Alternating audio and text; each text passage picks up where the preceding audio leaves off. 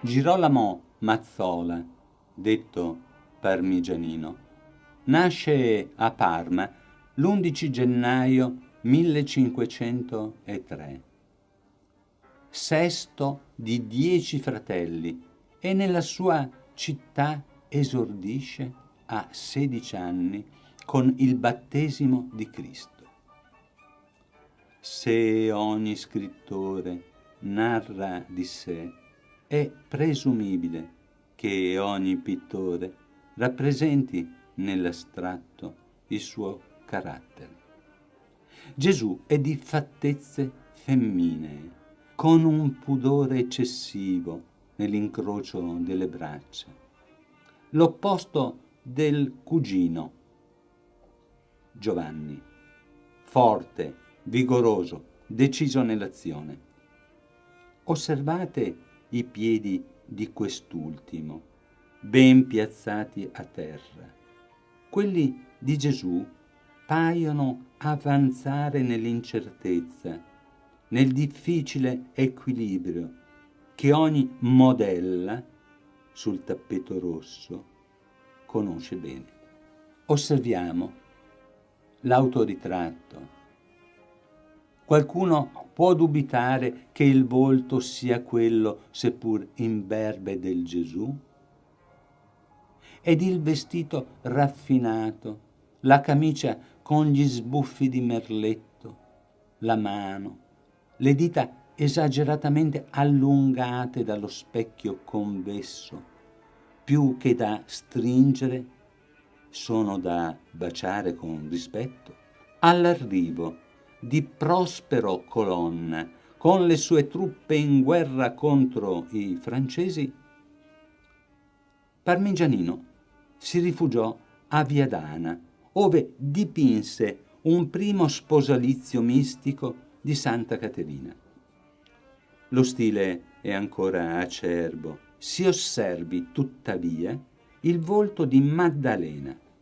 Lo ritroveremo. Tornato a Parma, nell'adorazione dei pastori, il disegno, in particolare di Giuseppe, è più accurato. La parte sinistra del dipinto è appesantita da troppe figure e l'insieme risulta sbilanciato. Gli angeli sono costretti a stringere le ali in un ingarbuglio pasticciato. Nel matrimonio mistico, oggi alla National Gallery di Londra, lo stile dell'artista si manifesta in bellezza e complessità costruttiva. Vi sono ben 3 piani digradanti ed un quarto, grazie allo specchio che riflette il profilo di Giuseppe e di Caterina. Profilo allungato, nasino all'insù, osserva Maria con dolcezza.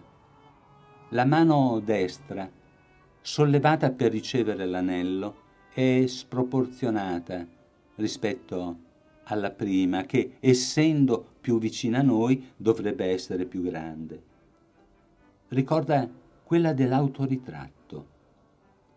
Vasari lo descrive bello, elegante nel vestire e non sorprende che taluni vedano in questo giovinotto il suo ritratto. Al polso vediamo un nastro dorato, raffinatissimo.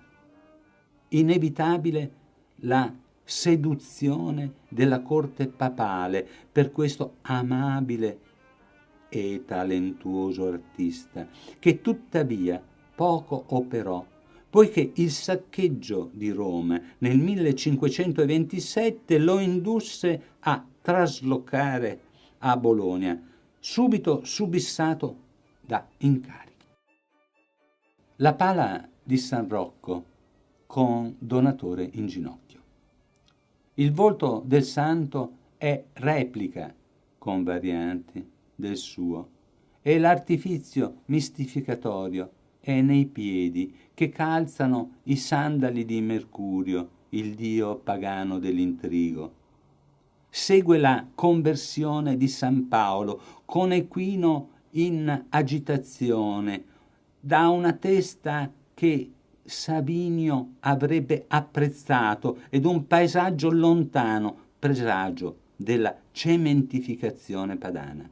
Insomma, queste ultime opere non ci piacciono, mentre ne ritroviamo la grazia che alleggerisce l'anima nel volto, per quanto idealizzato, di Maddalena. Questa è la cifra, la firma di Parmigianino. Ciò detto, apprezzabile è la composizione a triangolo delle figure femminili.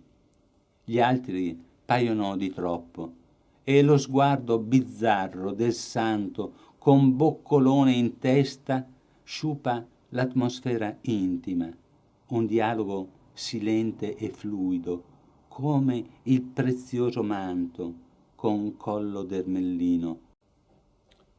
Nella Madonna della Rosa l'autore crea bellezza, avvicinandosi ad un naturalismo femminile affascinante.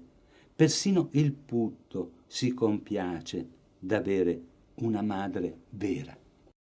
In San Girolamo anche il paesaggio trova la sua natura prima, e nella Madonna di San Zaccaria la composizione, la prospettiva, la nostalgia, ossia il desiderio del ritorno ad una sfocata gaiezza, s'addensano nei volti malinconici di chi sa cosa serba il futuro.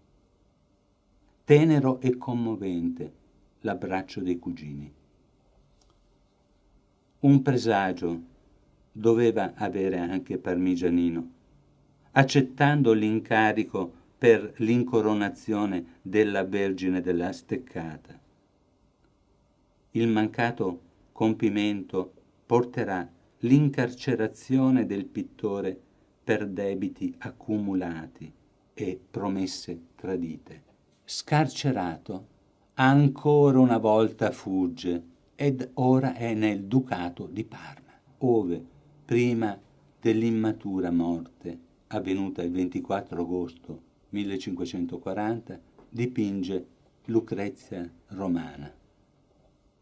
Ma è con due tavole che vogliamo finire. La schiava turca, straordinario ritratto del 1533, appartenuto al cardinale Leopoldo dei Medici. Il titolo deriva dal copricapo con cammeo raffigurante Pegaso.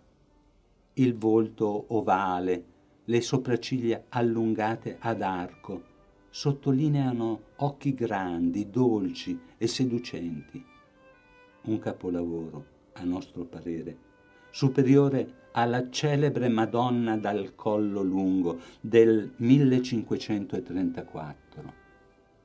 Sorridente, regale, irreale, ove ancora una volta l'assembramento a sinistra è eccessivo, mentre è apprezzabile lo stacco tra il primo piano e quello lontano anche nel tempo del Tempio romano e del suo architetto.